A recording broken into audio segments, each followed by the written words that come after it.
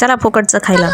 तर नमस्कार मंडळी, आम्ही चाललो होतो गावामध्ये एक नवीन मंदिर बांधले आणि तिथली आज मूर्ती स्थापना होती. म्हणून मग देवाच्या पाया पडायला चाललो होतो. मग देवाच्या पाया पाडूनच फक्त कसं यायचं म्हणून म्हणलं जेवून पण यावं. तर हे सगळे होते ट्युशन मधले लेकरं, ते पण यायचं म्हणले. मग त्यांना घेऊन चाललो होतो आम्ही.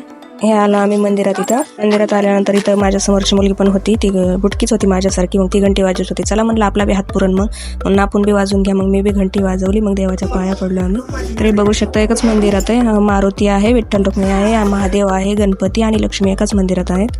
तरी महादेवाची पेंड. तर हे म्हणाले आमचा फोटो काढा म्हणून. मग ही माझी मुलगी आणि ही आमची शेजारची मुलगी. फोटो काढण्यासाठी नुसता जीवाचा आटापिटा चालू होता ह्यांचा. फायनली ह्यांचा एक फोटो काढला चांगला.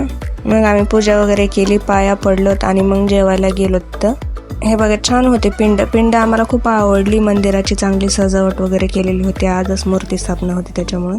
मग चला म्हणलं जेवण घेऊ. जेवायला कुठं सोडायचं नाही, फुकटचं असेल तर खाऊनच यायचं. तर मला तिथला पण व्हिडिओ काढायचा होता जेवायला बसल्यावर. पण कसं आहे मंडळी, इकडं चालत नाही ना, मोबाईल वगैरे हातात दिसलेला. हेच कसा तरी चोरून व्हिडिओ काढला होता मी. मग म्हणून तिथला काही व्हिडिओ घेता आला नाही मला.